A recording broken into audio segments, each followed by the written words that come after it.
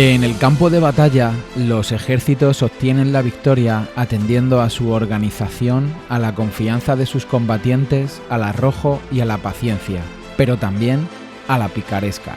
Lejos de ser solo un género novelesco del siglo de oro español y donde la obra del Lazarillo de Tormes es su máximo representante, esta permitió al Imperio español alzarse con victorias aparentemente imposibles. Y es que el Imperio español tiró de ingenio en muchas ocasiones para dar la vuelta a un destino aciago en el campo de batalla. Así, por ejemplo, nuestros soldados dieron la vuelta a derrotas aseguradas lanzando ganado contra una fuerza inglesa muy superior en número, o se disfrazaron con ropajes musulmanes para asaltar al contrario por sorpresa. En este vídeo vamos a hablar de dos batallas donde los soldados del Imperio español, usando la picaresca y el ingenio, consiguieron cambiar el destino de la batalla.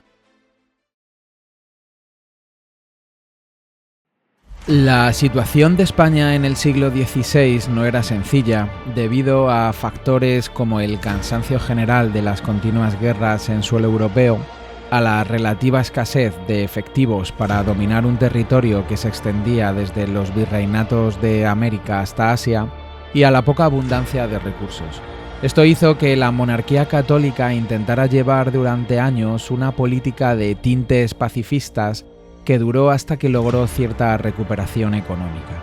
Tengamos en cuenta que las inmensas posesiones españolas se vieron una y otra vez atacadas y en solo 10 años obligaron a sus ejércitos a mantener 162 batallas repartidas por todos los confines terrestres. Con este contexto, los soldados del Imperio español tuvieron que valerse de lo que podían para solventar situaciones muy complicadas en muy diferentes campos de batalla. Un ejemplo de esto fue la curiosa batalla contra una flota inglesa que trataba de atacar la posición española situada en Jamaica, en esos momentos propiedad de la familia de Cristóbal Colón. La flota inglesa no pensaba encontrarse con unos aguerridos defensores acostumbrados a combatir contra los piratas, cosa muy usual en esta época donde los ataques de bandoleros marítimos que saqueaban ciudades y puertos era frecuente y que además durante mucho tiempo trataron de capturar especialmente las mercancías de los buques de transporte españoles en aguas americanas. Lo cierto es que esos ataques piratas suponían un auténtico quebradero de cabeza para los enclaves españoles, a los que acosaban sin tener ninguna piedad. Les gustaba actuar en el Mar Caribe por ser un lugar ideal para esconderse debido a las abundantes islas que hay. Sus buques atacaban por lo general desde los apostaderos que tenían en el puerto del Manzanillo en el Golfo Cubano o desde los puertos de Santa Ana y Guaballara en la isla de Jamaica.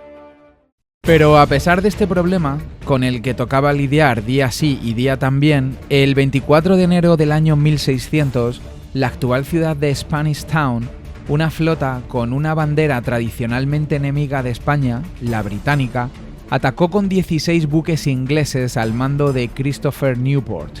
Aunque no atacaban como piratas, no distaba mucho de ser filibusteros, pues este capitán había sido formado por Francis Drake, el conocido corsario anglosajón. Por suerte, su llegada había sido apercibida con suficiente antelación, así que esto dio tiempo al gobernador para organizar las defensas de la villa con los apenas 200 hombres armados con los que podía contar. Tan fácil percibieron la conquista los ingleses que mandaron un emisario enarbolando la bandera blanca en una chalupa que se acercaba a la playa. Allí, a unos centenares de metros, los defensores estaban atrincherados y habían situado un cañón para impedir un posible desembarco. El mando inglés, a través del emisario, les exigió la rendición formal bajo amenaza de pasar a cuchillo a todos los defensores. Pero el mal español del emisario fue una ventaja para ganar tiempo. Lo primero que hicieron los avispados defensores fue aprovecharse de ello para dilatar sus respuestas. La estratagema les valió para ganar un tiempo precioso y preparar así mejor a todos los hombres. Cuando los ingleses se dieron cuenta del engaño, decidieron atacar y desembarcaron unos 1.500 soldados. Tras reunirse en la playa, donde ya no había españoles, se organizaron en 5 columnas y empezaron a avanzar hacia la villa con la firme intención de conquistarla. Pero los 2 centenares de españoles ya habían planeado su siguiente movimiento. Para defenderse, usaron una táctica cuanto menos original. Ataron antorchas encendidas a los cuernos de todo el ganado que había en la ciudad, lo que enloqueció a los animales. Luego los liberaron y los lanzaron contra sus desprevenidos enemigos. De pronto los ingleses empezaron a oír un terrible estruendo. Después vieron ante sí una inmensa polvareda que no llegaban a entender y finalmente sufrieron una imprevista embestida de toros y vacas. Los soldados de la vanguardia inglesa que no fueron arrollados retrocedieron desorganizadamente y se abalanzaron sobre sus camaradas de las filas posteriores. Como consecuencia, se generó una avalancha humana que dejó tras de sí un buen número de muertos por aplastamiento. Los planes ingleses habían dado un giro inesperado. Los soldados desistieron de avanzar hacia el interior y solo querían ser embarcados en sus buques. Sin haber logrado disparar un solo tiro, las pérdidas se les antojaron excesivas. No sabían bien lo que había sucedido, pero convencidos de que los defensores no se les podía derrotar, se hicieron a la mar y abandonaron definitivamente la isla. Otra de las contiendas en la que los españoles demostraron su capacidad de improvisación sucedió el 18 de julio de 1602 en Túnez.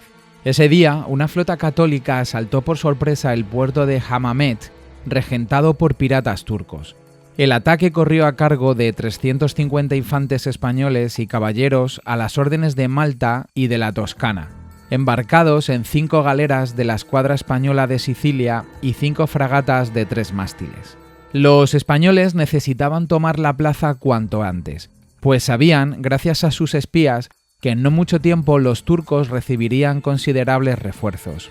El Imperio Español, en lugar de esperar, decidieron utilizar esa información a su favor en una estratagema más propia de una novela de ficción que de la realidad. Sabiendo que esperaban tropas de refuerzo, los soldados del Imperio llegaron al puerto en 5 ligeras falúas, pequeñas embarcaciones destinadas al transporte de infantería, de 2 velas triangulares y un mástil ligeramente inclinado hacia la proa, como las falúas musulmanas. Los españoles previamente habían cambiado las banderas por las turcas y se disfrazaron con turbantes para hacerse pasar por los refuerzos que los defensores esperaban. Para asegurarse de que no se descubriera su trampa, se ordenó a varios soldados que tocasen bendires, crótalos y laúdes, instrumentos usados en la música tradicional árabe. La mascarada salió a la perfección y los defensores se creyeron el engaño. De este modo, la escuadra española pudo anclar muy cerca de tierra. Incluso la guarnición de Hammamet salió a recibirlos a la playa, acompañada por una gran multitud que se agolpaba sobre el muelle del puerto. Por desgracia para el moro, no eran los refuerzos que esperaban, sino los barcos cristianos. Fue demasiado tarde cuando se dieron cuenta del grave error que habían cometido. Sorprendidos cuando descubrieron el engaño, la multitud que salió a recibirlos escapó para refugiarse en la ciudad. Fue un caos en el que los civiles empujaron a los soldados en una gran avalancha humana que costó decenas de vidas. Para entonces, los españoles ya habían descargado una salva de disparos sobre los turcos y les atacaban furiosos espada en mano. La victoria fue aplastante. Los atacantes, una vez saqueada y destruida completamente la ciudad, se embarcaron de regreso en dirección a Malta, poco después de avistar que se aproximaban por tierra más de 3.000 jinetes e infantes moros que, a toda prisa pero demasiado tarde, llegaban para auxiliar a los defensores de la villa.